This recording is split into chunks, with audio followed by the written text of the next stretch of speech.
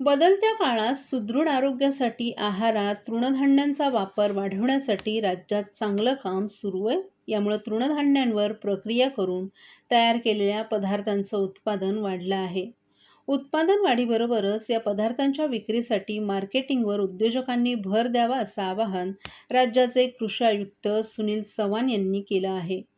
आंतरराष्ट्रीय पौष्टिक तृणधान्य वर्ष 2023 निमित्तानं केंद्र शासनाच्या अन्न प्रक्रिया उद्योग मंत्रालय आणि राज्य शासनाच्या कृषी विभागाअंतर्गत असलेल्या जिल्हा कृषी अधीक्षक कार्यालयाच्या संयुक्त विद्यमाने जिल्हास्तरीय मिलेट महोत्सवाचं उद्घाटन कृषी आयुक्त सुनील चव्हाण यांच्या हस्ते आज डॉक्टर काशीनाथ घाणेकर नाट्यगृहात संपन्न झालं. त्यावेळी ते बोलत होते.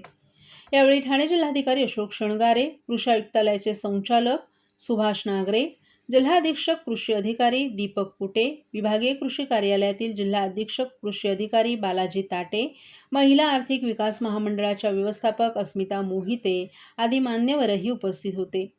या महोत्सवाच्या निमित्तानं तृणधान्यांपासून बनवलेल्या पदार्थांचे 20 स्टॉल लावण्यात आले होते. या स्टॉलला कृषी आयुक्त चव्हाण आणि जिल्हाधिकारी अशोक शृंगारे यांनी भेट दिली. यावेळी कलारंग संस्थेच्या कलाकारांनी पौष्टिक पदार्थांचं महत्त्व सांगणाऱ्या पथनाट्याचंही सादरीकरण केलं. नाचणी पिकासंबंधी माहिती देणाऱ्या घडीपत्रिकेचंही अनावरण मान्यवरांच्या हस्ते यावेळी करण्यात आलं.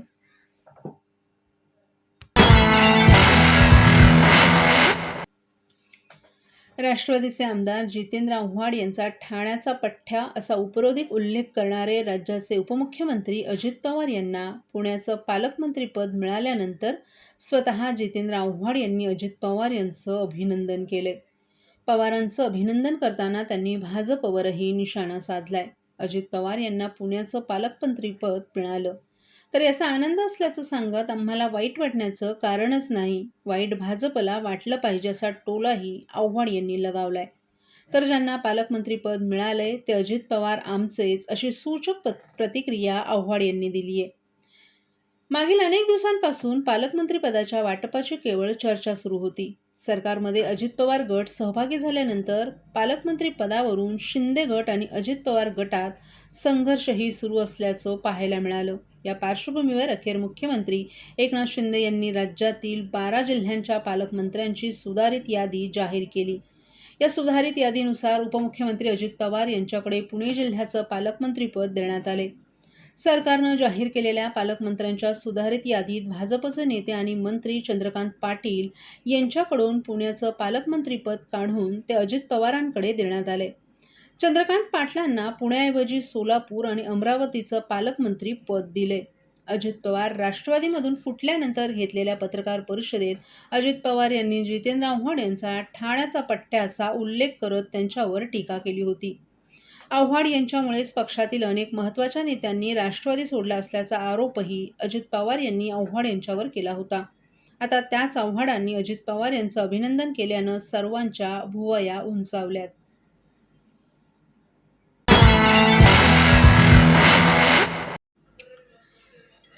गणेश विसर्जनानंतर पावसाचा खेळ थांबला असला तरी वाढत्या डासांमुळे ठाणेकर मात्र हैराण झालेत.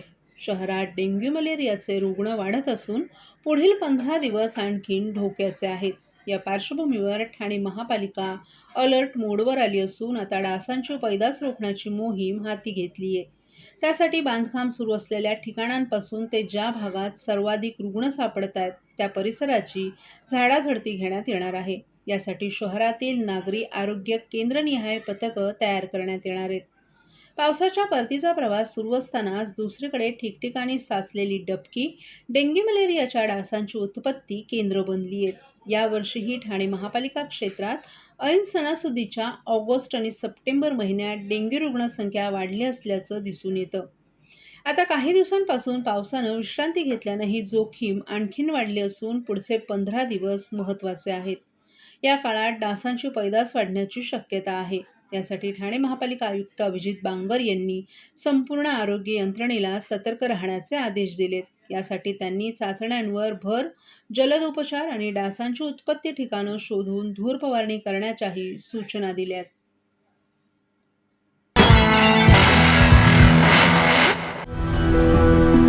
मैं घर घर जाके काम करती हूँ। मेरे हस्बैंड ऐसी बेलदारी मजदूरी करते हैं। पहले मैं टीके लगवाती थी, फिर ऐसा हुआ कि हम लोग काम करते थे, हमारा काम डाउन होने लगा, फिर हम गांव चले गए, फिर गांव से आए तो हम दोनों काम में बिजी हो गए। एएनएम दीदी हमारे एक दिन घर आई, उन्होंने कहा कि मुझे कार्ड दिखाओ, फिर उन्होंने देखा उसमें कुछ टीके छूटे पड़े। आस पड़ोस में जितने भी बच्चे हैं उनके घर पर गए, उनके मम्मी पापा से बोले जो जो बच्चे छूट गए हों वो बच्चे अपना टीका लगवा लें। अब हम लोग सारी लेडीज मिलकर बच्चों का टीका लगवा के आए। हम तो भूल गए थे कि हमारे बच्चे का टीका नहीं लगा, लेकिन सरकार ने भूली, हमारे दरवाजे पर आए और टीका लगाया। मिशन इंद्रधनुष।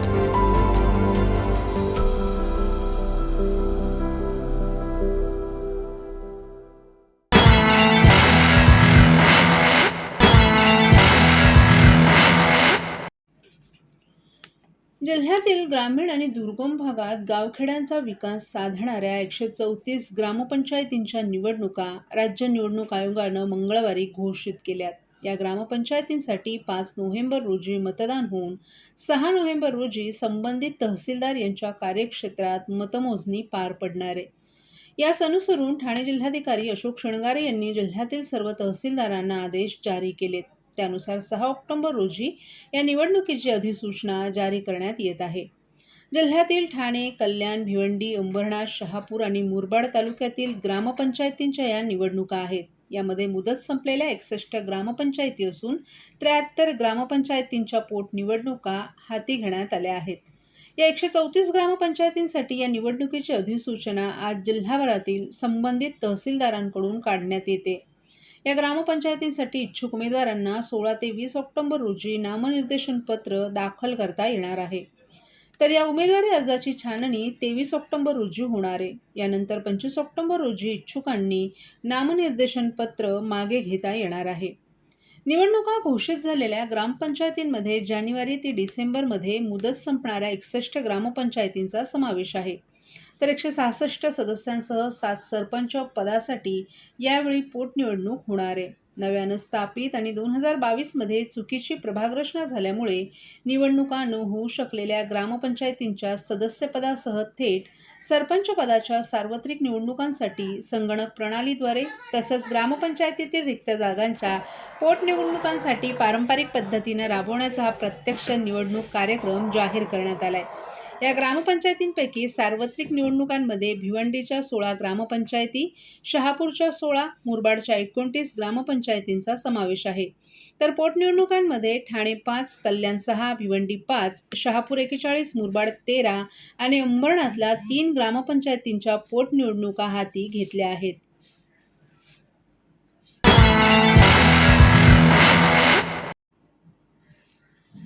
बजरंग दल ठाणेद्वारे छत्रपती शिवाजी महाराज शिवशौर्य यात्रा ठाणे महानगरात आयोजित करण्यात आली आहे. ही यात्रा संपूर्ण कोकण प्रांतात होणार आहे. सिंधुदुर्ग जिल्ह्यातील दोडामार्ग येथून 30 सप्टेंबर रोजी या यात्रेला प्रारंभ झालाय.